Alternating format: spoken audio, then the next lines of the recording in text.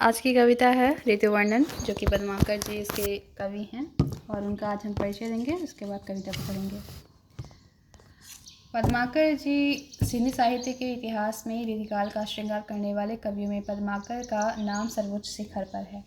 आपका जन्म 1753 ईस्वी में हुआ था। पद्माकर जी द्वारा रचित छंदों में अनुप्रास अलंकार और भाव माधुर्य की भव्य झांकियाँ प्रतीत होती हैं। जीवन में वृंशांत की छाया की झलक उनकी भक्ति भावनापूर्ण रचनाओं में स्पष्ट होती है। भाषा की सरलता, भावचित्रों की सजीवता और सकारात्मकता में महत्वपूर्ण भूमिका निर्वाह करती है। हिम्मत बहादुर, वीरदावली, पद्माभरण, जगत विनोद, गंगा लहरी, प्रबोध पचाशा और राम रसायन उनकी प्रमुख कृतियाँ हैं। ऋतुवर्णन का केंद्रीय भाव। पद्माकर जी का ऋतुवर्णन अप्रतिम काव्य है।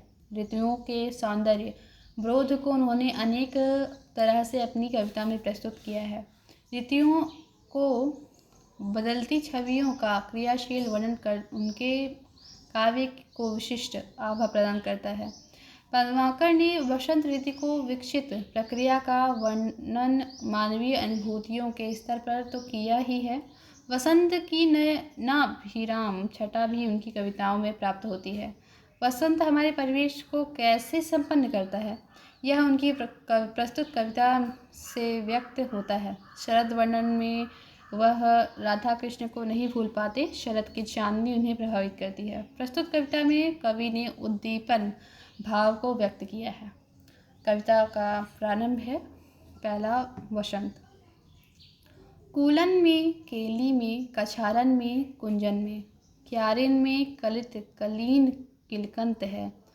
कहे पद्माकर परागहु में, पौनहु में, पातन में, पीक में पलाशन पगंत है।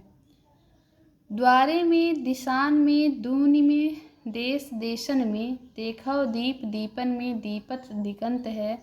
बिथिन में, ब्रज में, नवेलिन में, बेलिन में, बनन में, बागन में बगरयो बसंत है। शरद। तालन पे ताल पे, तमालन पे मालन पे, वृंदावन बिथिन बहार बंसीबट पे। कहे पद्माकर अखंड रास मंडल पे, मंडित उमंडित कहाँ कलिंदी के तट पे। छीत पर छान पर, छादत छतान पर, ललित लतान पर, लाडली की लट पे। आई भली छाई यह सरल जुन्हाई जी ही, पाई छवि आज की कन्हाई के मुकुट पे। इसी के साथ यह ऋतुवर्णन की कविता समाप्त होती है। धन्यवाद।